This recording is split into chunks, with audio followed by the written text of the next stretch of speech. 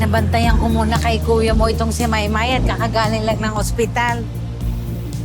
Teka, alam ba ni Sir Francis mo na nandito ka? Ayun naman po, nagpaalam po ako, no? Alam mo, gusto ko talagang magpasalamat sa kanya ng personal kasi ang laking tulong na siya nagbayad ng bill nung na-ospital si Maymay. Mabait din palang Sir Francis mo. Hindi naman po. Medyo lang. Ano ka mo? Wala, sabi ko po, oo, mabait po siya. Kaya kahit mahirap po yung trabaho ko, inaayos ko po talaga. Pero Nay, alam mo na bigla talaga ako. Kasi akala ko dati na kapag mayaman ka, pag madami kang pera, eh magiging masaya ka na. Pero doon po sa bahay ng mga Palma, ang lungkot-lungkot nila kahit ang dami nilang pera. Kasi naman anak, hindi lahat kayang bilhin ng pera. Saka alam mo, pagdating sa pera, nagbabago ang mga tao. At yung iba, nagiging sakim. Yung ibang tao naman, natututong manlabang ng kapwa nila. Mga po, Nay.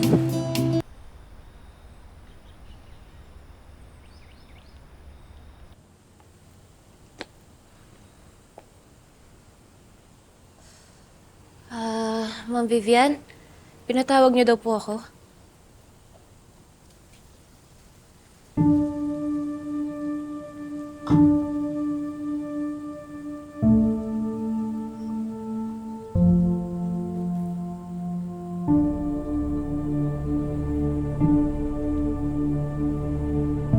Mukhang masyado mo atang nagugustuhan ang pagtira sa mansyon ng mga Palma.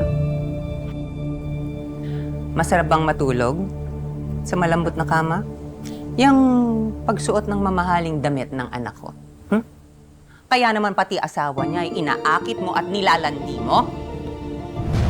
Po? Ma'am Vivian, hindi ko po alam kung ano sinasabi niyo. Don't act so innocent, Tata!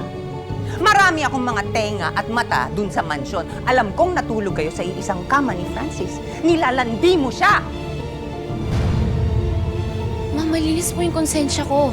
Alam ko naman po na trabaho lang po lahat ng to eh. Di ako naniniwala sa'yo! I am warning you, Tata. Kapag trinaydor mo ako, kaya kong sirain ang buhay mo. Pati ang pamilya mo.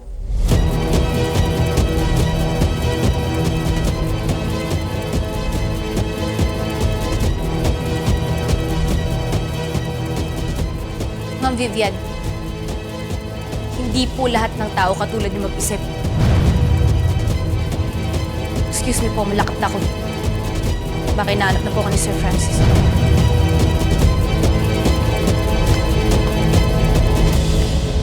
Mami! Bantayan mo yan si Tata, ha? May binabalak yan, eh. Mom!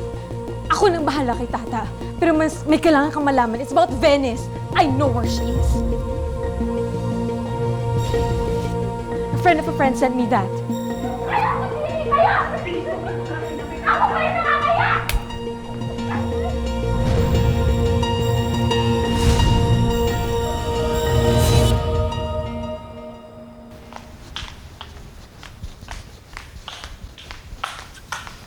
Venice!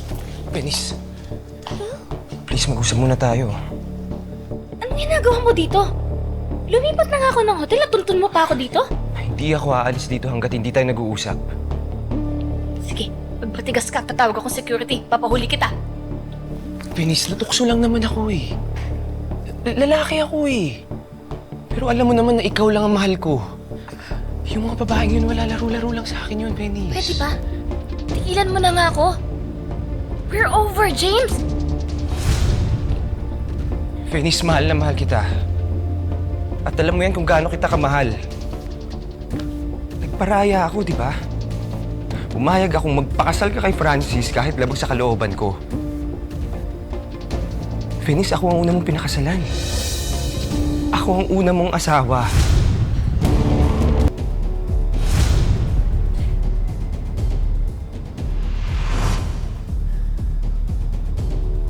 Babe, just like that, I can't believe nakasal na tayo. I can't believe na akin ka na.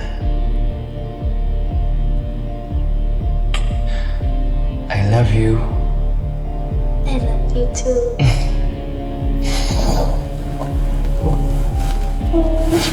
Katuwaan lang naman yung kasal natin sa Vegas. Ginawa ko lang naman yun para magrebelde kay Mommy. But you know what? Mommy's right. I should marry Francis. He's good for me, James.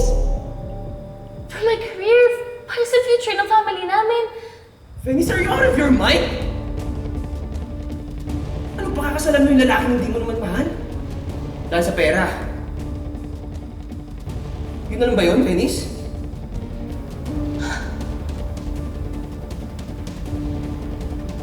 Well, if you really love me, ibibigay mo sa akin to, James.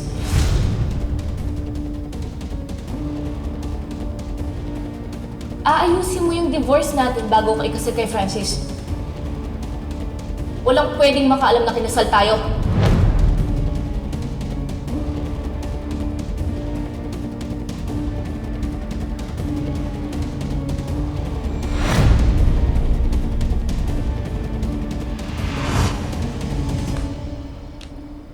Wala akong napala sa'yo.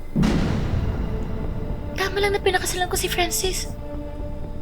At dapat nga, never kong iniwan yung asawa ko para lang sa'yo.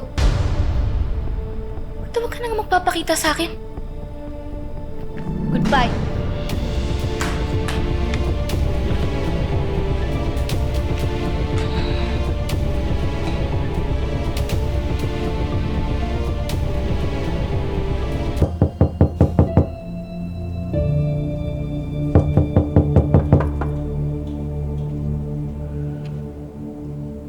Si Mommy.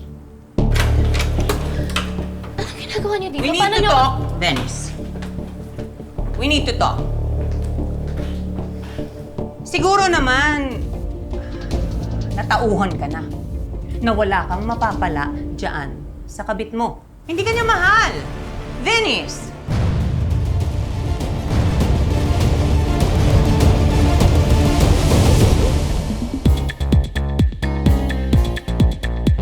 Oras na para bawiin mo ang buhay mo.